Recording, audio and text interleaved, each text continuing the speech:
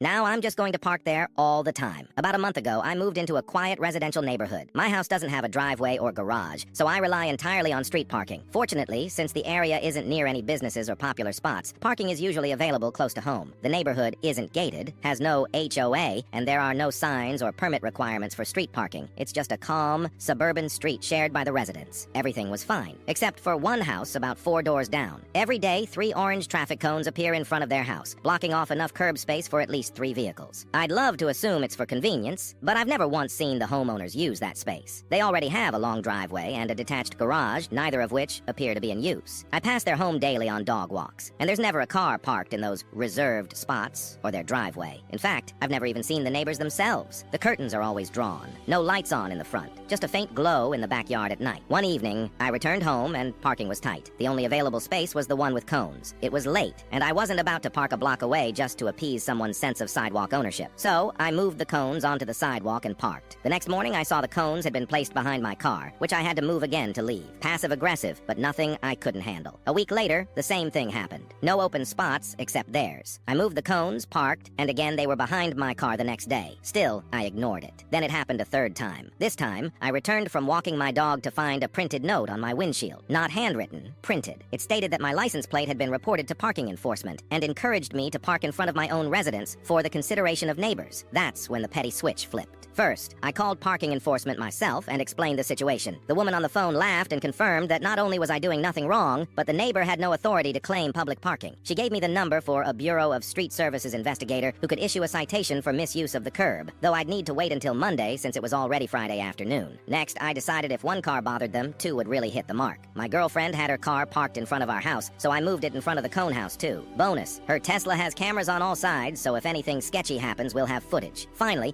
I started considering a longer-term plan. If citations don't happen or they continue this nonsense, I'm seriously thinking about buying the oldest, ugliest car I can find, registering it as non-operational, and legally parking it in front of their house indefinitely, a rolling eyesore to match their behavior. There's no logical reason they'd want the street in front of their home to remain empty. It's not a high-traffic area. They don't use the space themselves. No one's fighting for parking, and there are no nearby businesses drawing random cars. The only explanation is that they enjoy the appearance of an unobstructed curb and believe they're entitled to it. But that's not how public property works. I've been courteous, I've parked elsewhere when possible, but when they try to lay claim to something they don't own, then get passive-aggressive when challenged, the gloves come off. Now, when I see those cones, I don't hesitate. I move them, I park, and I smile. And if they want to keep pushing it, I'll make sure that stretch of curb stays occupied for a long, long time.